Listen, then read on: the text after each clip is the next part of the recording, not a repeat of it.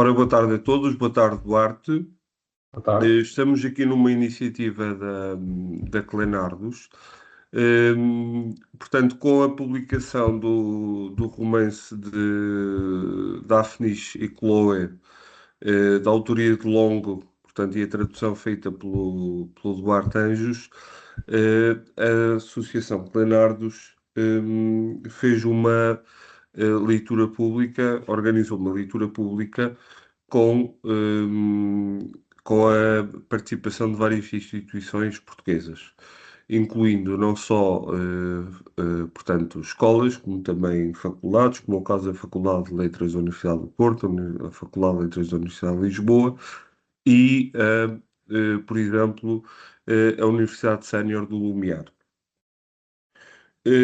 Neste sentido, e para promover também a tradução e, no fundo, os novos projetos que se fazem no âmbito dos estudos clássicos, a Associação de Clenardos optou por entrevistar também o Duarte Anjos para saber mais alguns detalhes, pormenores, sobre o trabalho de tradução, o trabalho de tradutor, e a forma como todo este trabalho foi desenvolvido. Portanto, eu passo para apresentar o Duarte. O Duarte é doutorando neste momento em Estudos Clássicos, pela Faculdade de Letras da Universidade de Lisboa, pelo Centro de Estudos Clássicos. A sua tese de doutoramento incide sobretudo na área da filosofia. A sua área de estudo ao nível de mestrado é, portanto, a mimese em Platão, Protino e Próclo. Portanto, a sua dissertação de mestrado foi também, portanto, teve também direito à bolsa, tal como o seu projeto de doutoramento. Está aqui, portanto, como tradutor da obra Daphnis e Chloe, que é um romance grego, e que, no fundo, constitui um marco importante quando se fala da tradução de romance grego para o português. Portanto, antes de mais, portanto, agradeço que tenha aceitado este convite. É para nós o maior dos gostos ter a oportunidade de falar, portanto, com alguém que traduz uma obra a partir do grego. Portanto, seria importante para nós percebermos como é que funciona, portanto, o processo de tradução, desde a escolha da edição, portanto, ao trabalho do texto, e depois tentarmos aqui perceber também, ao nível do romance, que particularidades é que, no fundo, este romance tem, e no que é que este romance, no fundo, pode ajudar-nos a entender o próprio género do romance, o género do romance grego em todas as suas características. Portanto, passo a palavra naturalmente ao Duarte. Obrigado. Obrigado, Leonardo. Antes de mais, gostaria de agradecer ao convite feito pela Clenardos. Tenho todo o gosto agora em falar um bocadinho sobre o Daphnis e Chloe. Acho que não tem a atenção devida até hoje. Então, falando sobre o processo de tradução, isto começou com uma pequena aventura. Eu estava no processo de escrever um artigo. Casualmente, não era relacionado com a minha tese de doutoramento, foi uma maneira de desenjoar da filosofia, e fui estudar recepção. Para quem não sabe, é o estudo da literatura contemporânea ou moderna e a maneira como recebem ou são influenciados pela literatura clássica. E neste caso, eu estava a estudar a recepção de obras clássicas na literatura japonesa e encontrei o exemplo do Yukio Mishima, que escreve um romance chamado O Som das Vagas, que é diretamente inspirado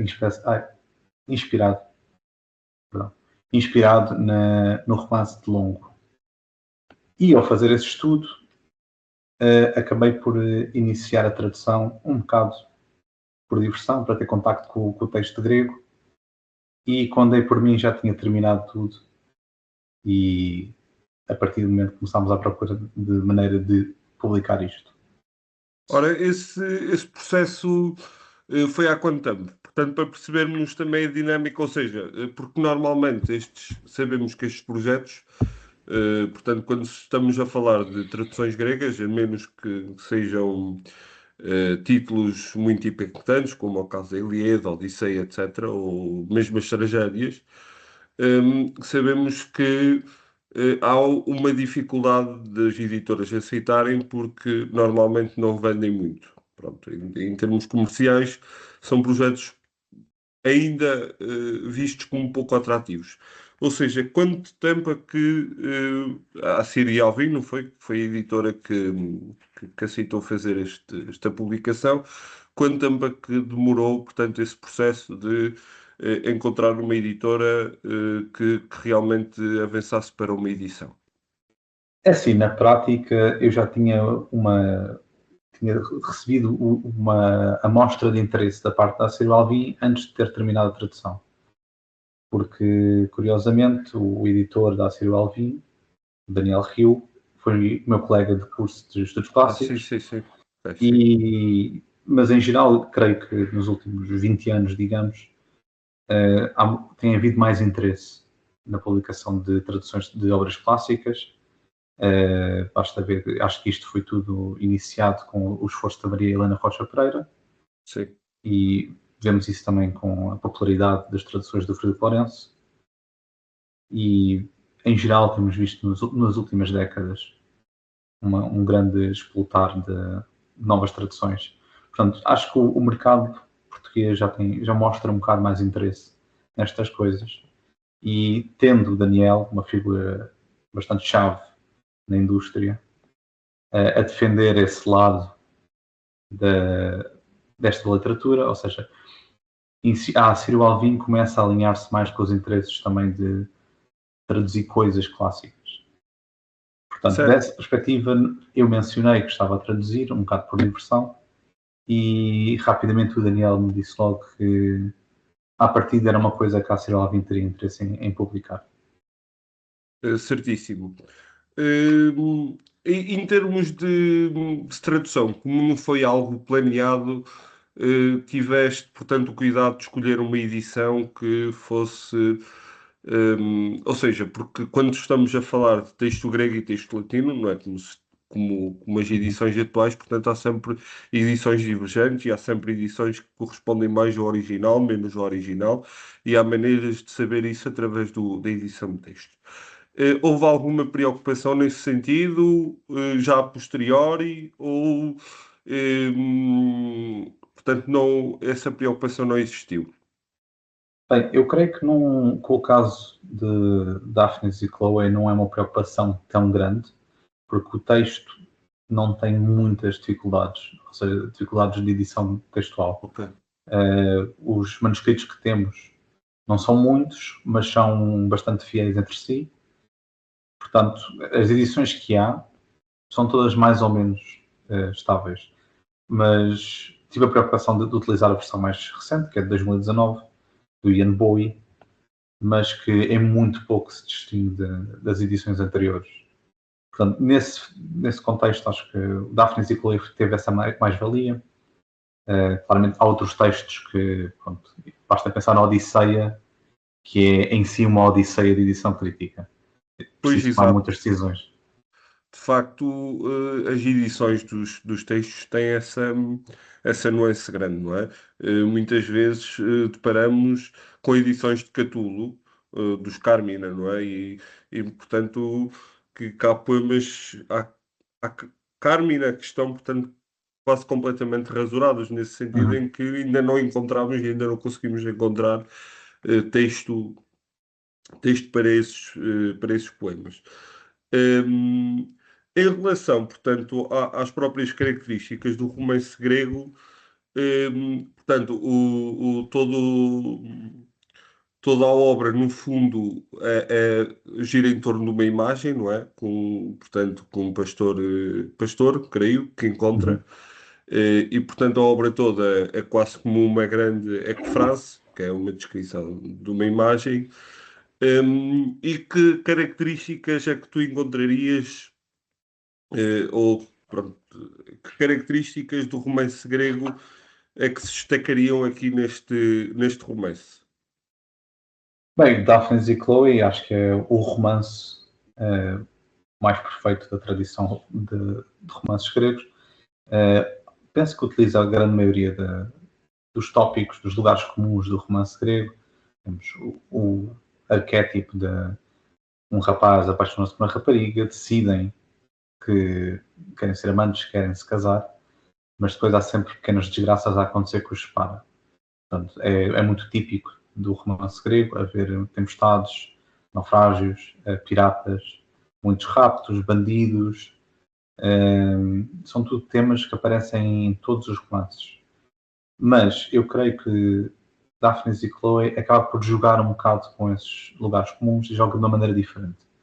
Portanto, nós basta pensar nos outros romances em que existe sempre o perigo da separação dos amantes e que normalmente isso é o que leva a história a desenvolver-se naturalmente e normalmente só existe uma reunião no final de todo o romance e finalmente se reencontram os dois amantes. No caso de Daphne e Chloe há sempre esse perigo, mas é sempre resolvido bastante rápido. Portanto, é como uma subversão da expectativa do leitor. O leitor que vem ler o Daphne e Chloe com uma cabeça de quem leu outros romances, vê uma emboscada de piratas e assume logo, pronto, começa agora todo o drama, vão se separar. Mas depois acaba por ser resolvido muito rápido, normalmente no espaço de 1 ou 2 parágrafos. Portanto, longo parece ter a versão a seguir um dos outros grandes tópicos ou lugares comuns do romance grego, que é as viagens. É o único romance grego que só se passa numa ilha, num espaço geográfico específico. Enquanto os outros romances há muitas viagens por todo o Mediterrâneo, normalmente o Mediterrâneo Oriental. Basta pensar nas Efesíacas ou na Etiópica, implicam sempre alguma viagem. No caso de Daphne e Chloe, estamos sempre concentrados num espaço muito específico. E a grande ameaça, além dos piratas, das tempestades e isso tudo, é a retirada das personagens principais do espaço central, que é um espaço idílico, digamos. Isso também é o que distingue mais o Daphne e Chloe dos outros romances. É que foi infundido, com a tradição bucólica, que vem desde Teócrito, passa pelas bucólicas de Virgílio. Portanto, aquela tradição que enaltece o campo e o mundo dos pastores, isso faz parte do ADN deste romance, de uma forma que não pertence aos outros romances. Certo. E já agora, longo, deparaste certamente com outra dificuldade, que é encontrar, portanto, dados sobre o próprio autor, não é? Portanto, e estudando mais nesse sentido, o que é que pode, o que é que se pode dizer sobre o longo? Ou seja, há poucos dados, não é? Parece quase uma figura mítica. Hum, quem é que ele terá sido, no fundo? Assim, na prática, não podemos dizer absolutamente nada sobre o Longo, e até o seu próprio nome pode não ter sido Longo. Ou seja, não há qualquer menção a uma personagem chamada Longo de Lesbos. Apenas temos o que os manuscritos nos dizem, ao definirem este romance, normalmente atribuem a Longo. Ou seja, a única informação que temos do autor faz parte do título. Ou seja, normalmente aparece Daphne e Chloe de Longo. De resto, não temos qualquer tipo de informação. Temos apenas conjecturas com base no nome, porque sendo o nome Longo, assumindo que é esse o nome, digamos que é um nome típico da ilha de Lesbos, o que faria sentido, tendo em conta que o romance se passa na ilha de Lesbos e que também utiliza muita literatura que provém dessa ilha, mas também associa-se o nome Longo a uma elite romana, ou seja, Longo ou seria ele próprio fruto de uma família romana a viver em Lesbos, ou associado ao governo romano na ilha. E isso já leva a outras conjecturas sobre o potencial de Longo estar a aludir à literatura latina, algo que não é muito comum na literatura grega. Mas a verdade é que até o próprio nome Longo já se supôs que não é um nome, mas sim é suposto ser a palavra logos, no genitivo. Ou Ok. seja, não, em vez de ser Daphnis e Chloe de Longo, seria a narrativa de Daphnis e Chloe. Mas lá está, é uma conjectura académica. Na verdade, não podemos afirmar absolutamente nada. E tudo o que podemos dizer são conjecturas sobre conjecturas. Ou seja, por incrível que pareça, o texto está muito bem definido, mas as dúvidas sobre o autor, portanto, são imensas. Em relação, portanto, à atualidade do próprio, portanto, o romance, hoje em dia é um género muito atual. É talvez o género mais publicado, no mundo. O que é que nós podemos encontrar, portanto, no romance atual que, no fundo, possa vir também do romance grego? Há bocado, quando, portanto, estavas a falar, eu pensei logo, olha, isto é uma novela mexicana, não é? Raptos, ladrões e etc. Parece muito os enredos daquelas novelas mexicanas, não é? Que se viam e que todas as pessoas choravam a ver. Pronto, e queria perguntar nesse sentido, ou então um romance muito, portanto, Camilo Castelo Branco, por exemplo, ultra romântico, não é?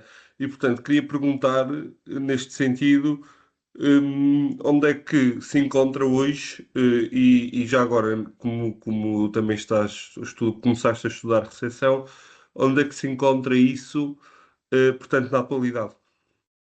Bem, o caso de Daphne e Chloe, bem, para já é importante reconhecer que o estilo de romance, o género de romance, é um pouco anómalo na literatura grega, porque é uma prosa que é ficção. E isso é uma concepção que é muito tardia na literatura grega. Normalmente na literatura grega, a ficção pertence ao âmbito da poesia e a prosa pertence ao âmbito da didática ou da expressão direta. Ou seja, por si é um facto estranho na literatura grega e é o primeiro ou dos primeiros romances a aparecer em toda a literatura ocidental.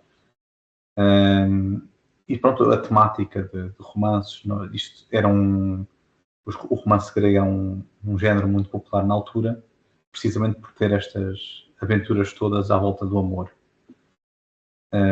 Porém, eu creio que a influência mais direta de Daphne e Chloe na literatura ocidental depois da Antiguidade é mais sentido na concepção do mito do idílico.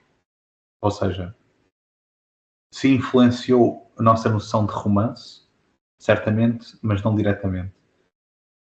O que influenciou certamente foi a nossa noção de espaço idílico e de literatura idílica. Basta pensar na literatura portuguesa, temos logo a influência de Daphne e Chloe nos 7 livros de Diana, de Jorge de Montemor, e é uma influência que continua depois do século XIX, que é um momento em que ressurge Daphne e Chloe na popularidade. Temos Émile Zola, que tem o Pecado do Abade Moret, em que juntam um bocado as ideias de Daphne e Chloe e o espaço idílico com a ideia de Jardim de Éden e o Gênesis. Acaba por ser um texto que influencia a literatura, não tanto pelo seu género, mas pelos seus elementos. Um bom exemplo é aquilo que eu mencionava em relação ao Mishima. O Mishima essencialmente reescreve este romance no seu Som das Vagas e é uma reescrita bastante fiel ao texto, só que alterando o contexto histórico.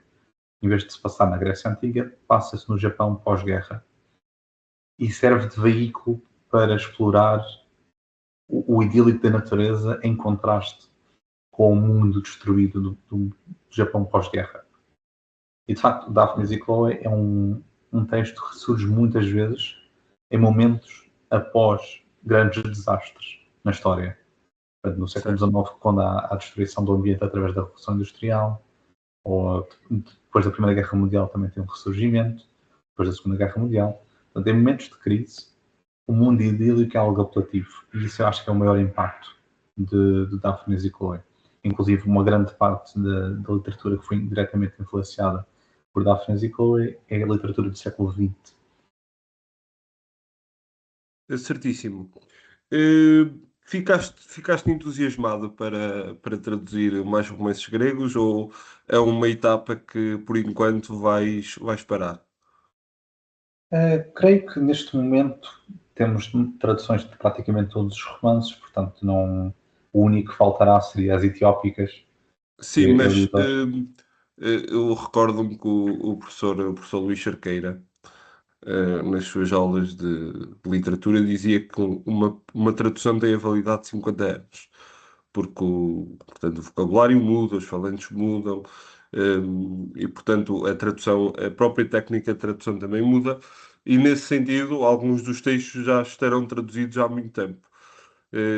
Faria sentido talvez voltar a recuperar alguma tradução que seja do teu ponto de vista antiquada ou que mereça um novo ponto de vista. Pronto, estou só a perguntar nesse sentido. E se de facto se é algo que, do ponto de vista de tradutor e de doutorando e de futuro doutor em estudos clássicos, se é algo que te interessa. Bem, acho que as traduções que temos dos romances gregos até agora não são muito antigas, portanto, ainda estão dentro da janela dos 50 anos.